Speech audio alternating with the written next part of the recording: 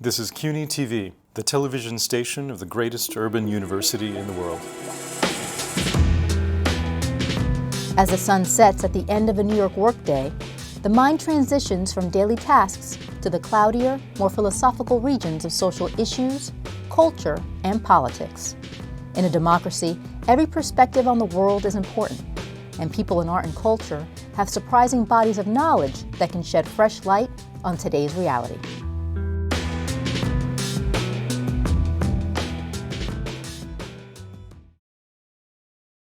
The following conversation with Luc Sant took place in Roxbury, New York on October 8, 2020.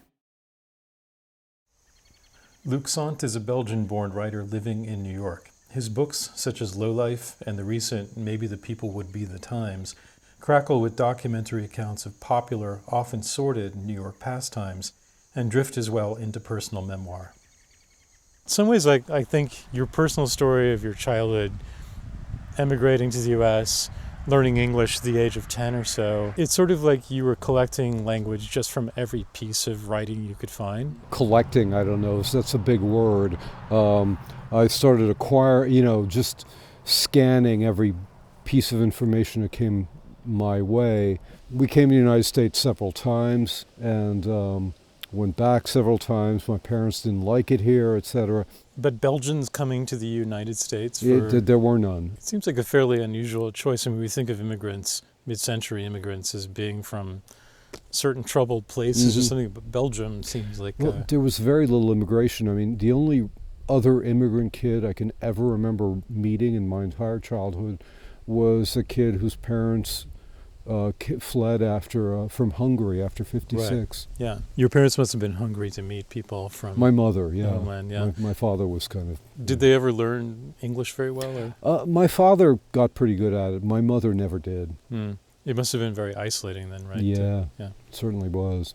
You started going to school in Manhattan at some point, right? And that was an introduction into like Lower East Side. I was exploring the whole town, not just the hippie stuff.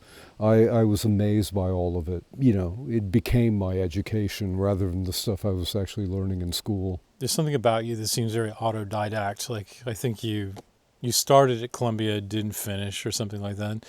But you just absorbed so much information and created somehow a style. But in something, I think in one of the essays in here, at some point you transitioned from being kind of a consumer of lots of bands and pop culture and low ephemera, things like that, to becoming a disciplined, writer, someone who like actually started to focus on writing things and doing that. I mean, do you attribute that, I think, to a particular editor at... Well, yeah, I attribute that to the Barbara Epstein. I started in the New York Review in the mailroom, and then she invited me to be her assistant and gave me this education. And it's my like writing, the ultimate American success story. Yeah, truly, in a way, right? Yeah. But also, it's learning on the job, which is what all writers used to do before MFA programs were ever dreamt of. Yeah. And also, my career as a writer, I mean, I can see, just like the diagram. So the band and drug and stuff like that curve starts falling sharply in about 1982, and that's just when my writing career starts to rise. So I traded one thing for another, basically. It's a kind of discipline that takes over when you realize that whatever you'd been doing and wasting a lot of energy needs to be focused on something. Is that how you look at it? I did want to be a writer. I didn't want to give up that other stuff. It's just that it just fell apart. 90% of my friends were in detox at that point. Is that part of a process of just reaching a certain age? I mean, one of the essays in this book is about like pursuit of the now, like this feeling that you so badly want to be part of the like intensely white hot part of the moment you live in. But at a certain point though, do you realize that you're kind of aged out of that kind of thing? That's exactly it. Yeah. You do age out of it. And for me it happened age 28, 29. So perfect year, Yeah. At the moment, it feels to me like, the whole education system is fractured in a certain way. It's sort of like if people were questioning the value of college, in the last 10 years or something. All of a sudden with COVID, we're like sort of like, what does a professor give you that you need to learn at this point? So what is an English teacher or a history of photography teacher at Bard? What are you teaching them at this point? And are they learning things for particular outlets? I guess I'm wondering. Well, okay, so Yeah. I teach two things at Bard. In the fall, I teach history of photography. In the spring, I teach writing. History of photography, in which I have no formal background at all. I mean, I started writing about it in the 90s. I give these kind of survey courses, but they're particular. Like right now I'm doing the portrait. And my favorite one is vernacular photography, which really is poorly documented mostly. And so I'm exposing them to as great a range of things as possible, getting them to look past labels. It's not about who the photographer was exactly. It's not about the market value of the works. It's a mind-expanding It's kind a of mind-expanding thing. conversation, right? Yeah. With writing, I don't do a workshop. I give exercises every week. I'm just trying to get them to flex their muscles, also giving them readings in areas that they may not have seen before. Adventurous nonfiction is kind of my particular bag, and I try to expose them to as much of the work of the past as I can, and give them pointers on how to write beyond expressing themselves, how to play with language. But, the fact is that my education, yeah, I'm a dropout, but I also did get a classical education. I mean, as in I learned Latin and Greek, and it's been valuable, if only in a deeply inner sense. Not that I've used Greek since 1970, but I do believe that education is an end in itself, and also that it never stops. It doesn't stop when you're out of school. So what you're doing in school basically is inculcating certain habits that will last you for the rest of your life.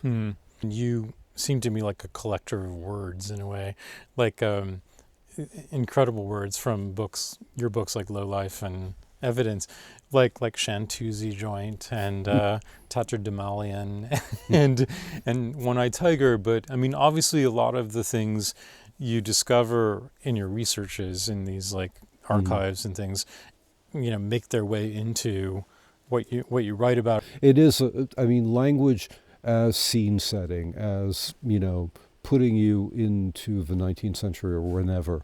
But also it's all about the right word.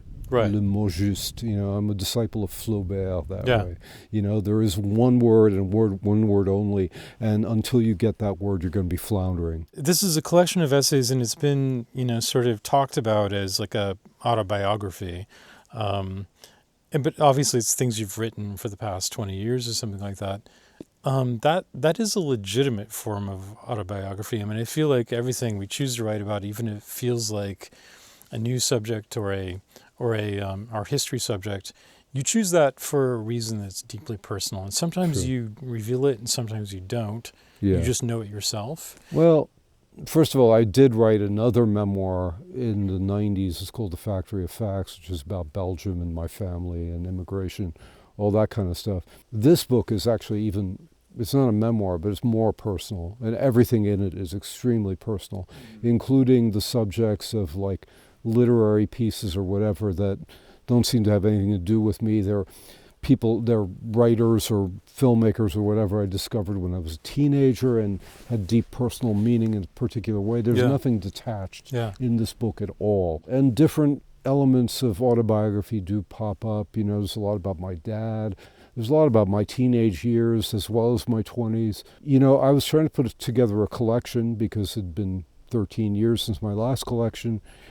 And at first I was thinking, wow, all these things are like similar themes, and I realized that's not a bug, it's a feature. And so I started selecting for precisely that. Right. The echoes and repetitions and et cetera. It's a kind of rebus, like one thing ends and another thing starts, right? Yeah. It feels like it has its own chronology, even though it's jumping around in terms of when you wrote them. Mm-hmm. Yeah. This reminds me of, I don't know how well you know Patti Smith, and I'm not just like name dropping, but I know you went to her concerts and things like that. But one thing that I find curious about her is she's such a like a rebel poet, but she's also so worshipful of like Rimbaud and Baudelaire and all these and people. a million other people. Yeah, exactly. I mean, that's not so unusual, really. I mean, it's unusual in a pop culture context, or at least it was when she was coming up. But it reminds me a bit of like, you know, anarchists, and I don't mean the black bloc people, but, you know, historically, Right. there's nobody more worshipful of their tradition than anarchists. And Yeah. it sounds like a paradox, but it's absolutely true. you Right, know. yeah. You had a show of your own collages at James Fuentes Right. in the city. Right. And it's kind of a 1920s resistance collage form, I would say, or is it maybe more interesting to you as a kind of form of expressing ideas you can't quite get to in your writing? It's you know, the ideas come up after the fact. It's about visuals to begin with. Also, collages are a much older form than anybody generally realizes. I have an amazing collage that was given to me by a friend. It looks totally psychedelic, but it also looks totally surrealistic. It's got all this gold against a background of deep blue, and it's got bits of William Blake engravings and Flaxman engravings. And it was Is made it- by is it an English 19th century? clergyman in 1862. Collage has always been both a popular form and an avant-garde form simultaneously. It strikes me as being the form for now. I think that we This feel form I for- yeah, I feel like we're fractured, and maybe, you know, we have like classical columns, direct columns during great moments of Reagan presidencies or stability, but then you get collage when it's a period of transition. It's a way for people to process the. well, there's so many different kinds of collages for one thing, but you know, it's about reorganizing the past in service of the future. You know, it's a similar process to what I was saying about honoring the works of the past. I mean, collage is the same thing. It's a more direct form of plundering the past for the needs of now. Luc Sant's new book, Maybe the People Would Be the Times, was published last month by Verse Chorus Press. An exhibition of his collages just closed at James Fuentes Gallery in New York and can be viewed online at jamesfuentes.com.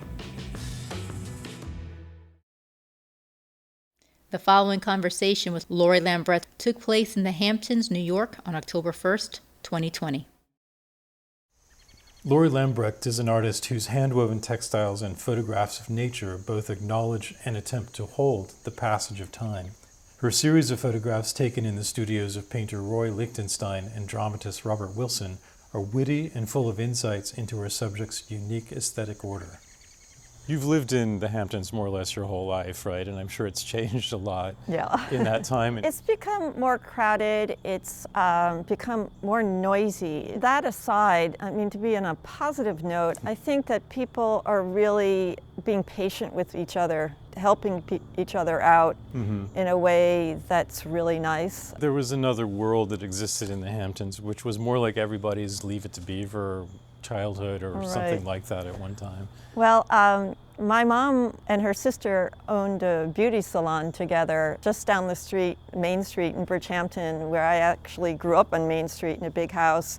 Everyone in town knew my mom. Her name was Squeak. And so a name like that you don't forget. My father was chief of police of Southampton Village when I was a little kid. And he was also a big guy. He was 6'3", which was really tall for that time. You know, if they didn't know my mom, they knew my dad. So obviously I grew up not being invisible. Right, yeah. The small town aspect had so many wonderful things. And one special thing is I remember we had Charlie the fishman who came on Thursday nights with his truck and pulled up in front of the house. And the other things were like farmers that we were neighbors with. You know, get up in the morning and there'd be a bag of rhubarb or potatoes or tomatoes on the back porch. It was really cyclical, meaning that winter was really different than summer. Once school got out, there were summer residents that came, and it got a little bit busier, but not the drastic way. No, like now. Yeah. I think the way it first revealed itself to me was I realized that I can't go to the beach anymore where there's no footprints. Even after a storm, there's always a lot of footprints, by the time I get to the beach. And I'm used to having days where you feel like no one's there at all. But, it's okay to share. Yeah, no, I mean, I think it's interesting you say that because your work is so much about sensitivity to nature. I mean, you live here in this fairly crowded, beautiful place, but you go out and see trees and sand, and you're very sensitive to those things in your work. Are you photographing around in the area on a regular basis? Do you do that to kind of keep, I know you do projects, but do you do that just to keep in shape? Yeah, there's certain places I like to go that I think of them as being my muse, and for the most part, a lot of people don't know about them, and so no, I'm not going to reveal them. But I do find that I have to get closer and closer to kind of obtain that sense of intimacy that I could normally look at in a larger scope. In terms of landscape, like you have to get closer to push out all of the other Yeah, noise. so I think the last few years I've really been looking at the tree bark rather than just the whole tree. I see how it looks like close-ups that I've done of the sand after a wave makes it run off. Very often the pattern of the bark is very much like the way water moves. I know you read a lot and a lot of books that have to do with environmentalism, and having been interested in nature your whole life, but becoming more aware of just conceptually what's actually happening in the world. Do you actually see the nature, do you see the bark differently? I guess you can't experience anything without your past influencing it, but I've seen so many different cycles of things here. When I was a kid, yes, there were less people here. It was farming, but we have to keep in mind that a lot of fertilizers and insecticides were used, which we now know were really harmful. I think for me, the tick blight has been the thing that has changed the way I feel in my environment more than anything. I've never been afraid to go in the trees, and I'm afraid to go for a different reason than you might think, So you're studying photography in Rochester, this famous photography, very theoretical kind of photography program, but you decided to Yeah, I started knitting sweaters, and the next year I actually started a business making sweaters. It's interesting to me, I realized that I kept those in separate compartments. My art making, photography making versus the more craft knitting thing. So I did that. Well, I thought it was going to be 5 years, but it was 10 years. And then I transitioned into being a photographer again and stopped knitting for a really long time. And after a lot of years of working on digital technology related to photography, one day had this feeling like being at my computer, I feel like I'm handcuffed to my table. And I started knitting one winter in response to a landscape that I was working on in Captivo, Florida at the Rauschenberg residency. It reminded me so much of working with wool that, combined with my frustration of being at the computer so much, it made me realize that I was missing the tactile sensibility that is really part of emotion and memory, and I feel that all of us are kind of removed from it, and right now, this year of COVID-19, we're even more removed from a tactile sensibility. Yeah. So that's why I started to revisit it. And now that I think about it, your photographs, all the series, even the Liechtenstein pictures, have to do with the sort of skeins of pattern and textures, and as well as color. Yeah, and I like to try to make sense out of complexities of visual things. I'm the person in the room that when you get a knot in your necklace can help you undo it, because I like that kind of thing. Right. And it's all technology too, isn't it? I mean, even tree bark in a certain way, these are almost kind of scientific interests.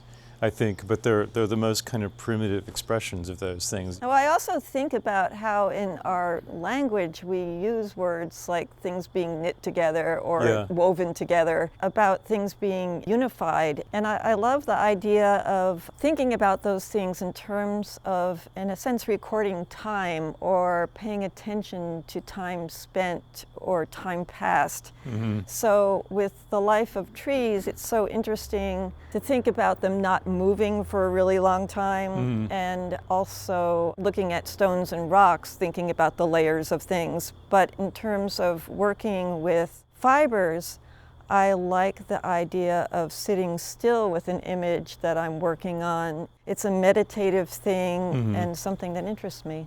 Grafting like all of feminist theory onto certain kinds of artwork or something like that is sort of dangerous, but at the same time, though, I mean, the kinds of things you're talking about have to do with unifying, and I mean, just in that binary, like the male is always so much about conquering or, you know, exploiting or something, but then the female would be more about sort of paying attention, unifying, those kinds of aspects. I mean, is that too simplistic, or? But you know, it varies in different cultures. There's some cultures where a woman does not touch the loom. That's the guy's territory. So it is a very cultural thing for us in the West, certain domestic activities. And whatever the reason for it, I'm really glad that it's something that I know how to do. Yeah, I was going back to what you were saying about the permanence of trees and rocks. The project you did at Madu Garden in Sagaponack. You said something about what you did with these kind of knitted trees. You have to describe it technically, but you were rearranging the trees. Well, what I did was I photographed a lot of the trees on the property, close-ups of the bark, and I made very large photographs on linen fabric, and I then wrapped a lot of the trees with other trees' barks. Something really funny happened, which was that it made people start to touch the trees and hug the trees. That was something I didn't expect. But the other thing I did was, again, thinking about time and capturing time. I photographed the garden in the summer when the colors were really bright. And then the show itself happened later in the season, like in Right. the fall, right? Where things So were kind you of could dark. I could hold on to the oranges and yellows and purples that happened earlier in the year and place them in the garden. You worked for Roy Lichtenstein, the painter, in the early 90s and did this great series of him in his studio. How did that start? Well, I was friends with the person who was Roy's assistant. Her name is Patricia Koch, and she was going away for 2 weeks, and she asked me to fill in for her at Roy's studio. It was going to be 1 week in his New York studio, and the other week would be out here in Southampton. I had just bought a Hasselblad camera. I told him how I just got this new camera, and he said, "Oh yeah, you don't have to ask, you can just bring your camera anytime." So that's how it started. There's a lot of humor in your photographs. It's already in his own art, but the way you kind of put together a shot of a woman looking up or something, the combinations you find just perspectively in his studio, I think are quite, they're quite clever. Oh, thank you. Yeah. Yeah, well, I've been told I have a sense of humor, but I guess some things you just do and you don't know you're doing that or what the impact is. But I remember being excited, like high, like, oh my God, all the time. Stimulated, yeah. Yeah. Lichtenstein seemed like such a decent person and kind of humble in a certain way compared to a lot of other modernists of his Yeah. generation. I mean, big lives, big personalities, maybe kind of, but there's some of that around here in the Hamptons. You have Robert Wilson, you have Rauschenberg, and Pollock was here. Have you thought about that pattern in your life, having Well, that you kind know, of relationship in? I remember in at one relation point to- I yeah. was putting together a book dummy of Roy's work that I had done, and at the same time I was trying to organize photographs that I did with Robert Wilson, and I thought, well, I could have a book called Roy and another book called Bob, you know, and on and on. But no, I have thought about that, and I think it really has to do with situation and opportunity. It's not like I didn't seek out working for Roy. I didn't seek out Bob Wilson moving to Watermill a few miles from where I live. Yeah. It was around 92 or something like that. He was just starting his summer program where he had people come from around the world to workshop ideas for upcoming events. It was really an amazing experience for me to observe him working with everyone from musicians to dancers to dramaturgs. I mean, I think you're a true photographer in the sense that you're an observer, and it's interesting to see the way you interact with trees or stones or exotic people, even with the same sort of just a kind of studied observation or something. That seems to me like the way you... Well, it's funny because when I used to use my Hasselblad, I would work with the camera on my tripod, and I realized that I almost never had to focus my camera because I always got the same distance from my subject. And it didn't matter if it was a garden or if it was a person. So I think there's some truth to what you're saying. But myself, I don't really think about that essence too much when I approach something. But I think it's when I'm editing and printing and that kind of thing that I recognize some kind of relationship. Lori Lambret's work was included in an exhibition of outdoor sculpture that just closed at the Southampton Arts Center. Her work will be featured in a show titled Heroines of Art, opening in November at the Nassau County Museum of Art in Roslyn Harbor, New York.